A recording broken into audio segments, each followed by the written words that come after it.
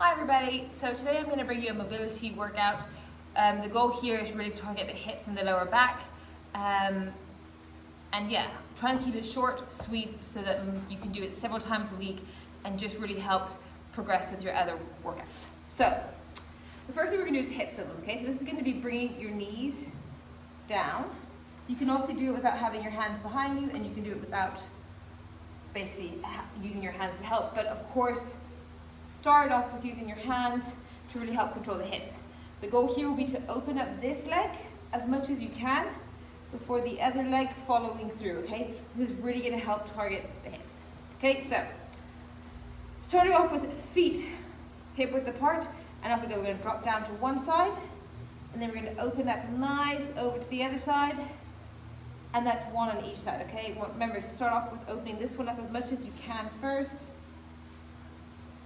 and off we go. That's two, okay? Keep working through this nice and slow, opening up the hips.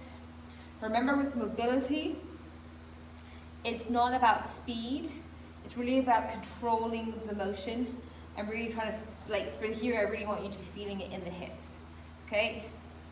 So here we are, we're about halfway through.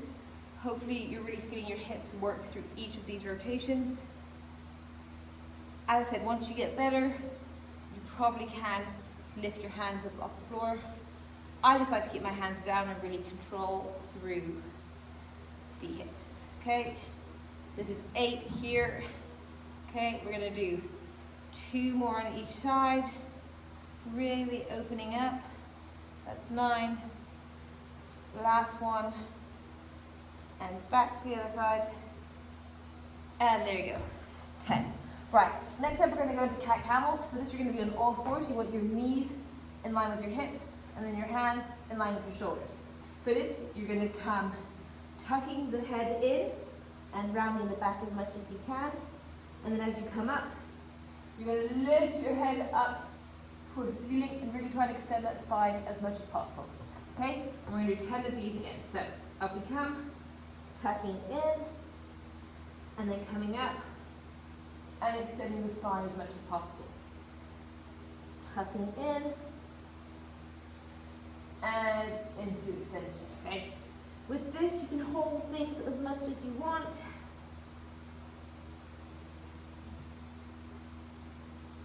Tucking in, coming up.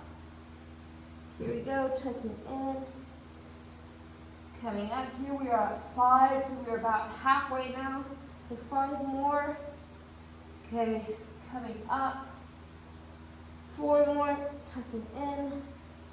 Really trying to feel that flexion and pull it through your spine. 8, 2 more. 1 more, tucking in. And coming up. Okay, next up we're going to go into some downward dogs. So a lot of people just come into this position and then just push their hips up and down and go through the motion really quickly, okay? So here what you do is you want your hands below your shoulders, and then you're going to come up into this press up position. Yes, you are going to push your hips up towards the ceiling, but you're also going to push your heels down towards the floor, and you're going to be pushing your hands away from the floor. So you're going to push yourself away from the floor. This is really going to increase the stretch down your calf as well as your hamstring. And it's not just a case of essentially sticking your bum up in the air, okay? So we're going to do 10 of these. So up we come in our push-up position, and off we go. Coming up, pushing our heels down, pushing away from the floor, and back down. Pushing up, pushing away from the floor, pushing our heels down. 2. Pushing up, heels down. 3. Pushing down. 4. You want to bring your hips down every time. 5. Off we go. You should really feel the stretch in your calves, in your hamstrings. 7.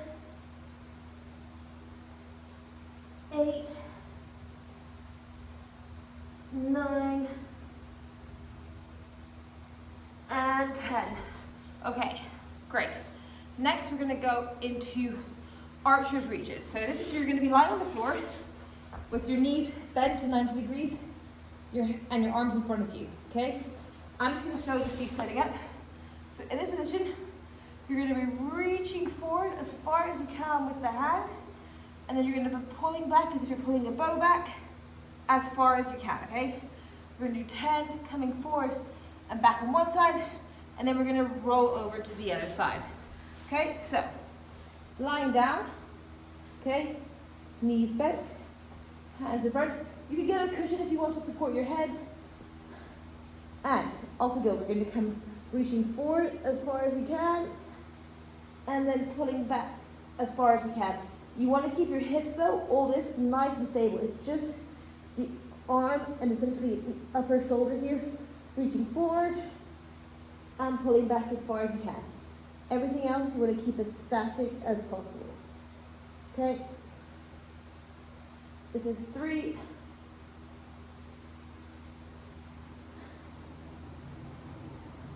4.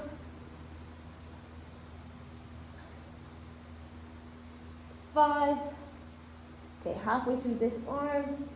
Feel good stretch in your upper back. 6. 7. 3 more. 8. 9. And 10.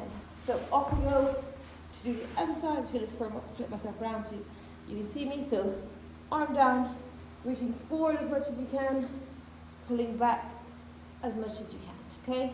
And that's 1. Remember, it's normal if you feel more tightness in one arm, one leg, one side of your spine. Exercises like this, where you're doing one side at a time, is a good way to correct these imbalances. Okay, this is 5 here. 5 more to go. Okay, pulling that elbow as far back as you can. 6. 7. 8. 9. And 10. Okay. Next one, we're just going to do leg pull-in. So for this, you want to have your body completely flat on the floor, legs about hip width apart, okay? Relax your body. And what we're going to do is we're just going to take one leg and you're going to pull it in as much as you can whilst keeping this leg on the floor, not like lifting it up, okay? And then you're going to bring it down and you're going to swap over to the other side. Now I have a slight adductor injury on this side, so I'm not going to be pulling on that leg as much. So, lying down, and off we go, starting off by bringing that first leg in and hugging it as close to our chest as possible. And then releasing and bringing up the other one. As I said, just pull in as much as feels comfortable and as much as you can keep the leg on the floor. That's 1. And swapping over. 2.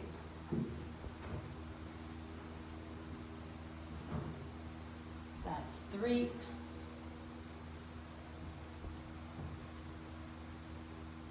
That's 4 here now.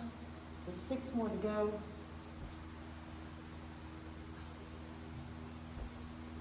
5.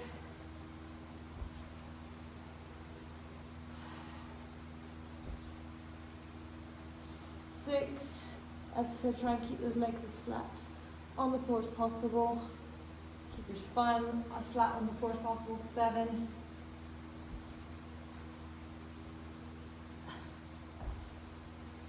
8. 2 more on each side.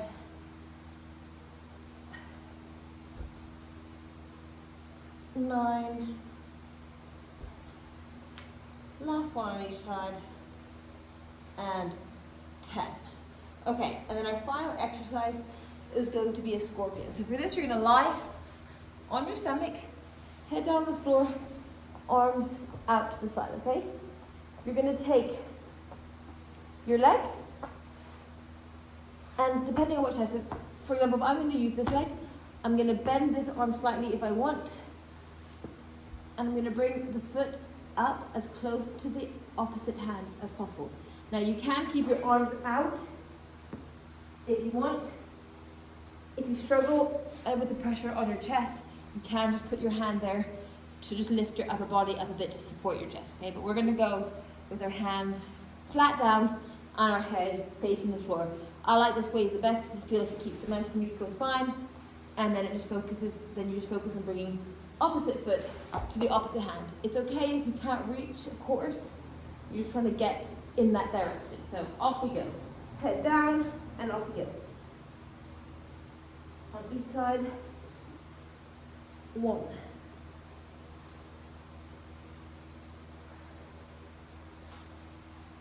2.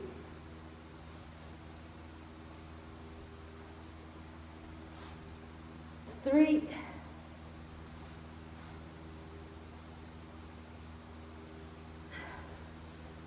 4. Obviously, you can put a towel down to protect your head a bit. 5. You should be feeling this in your lower back. And also in your hips. That's 6 on each side. 7.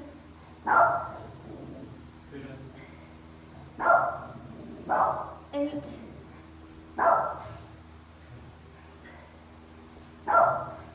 9.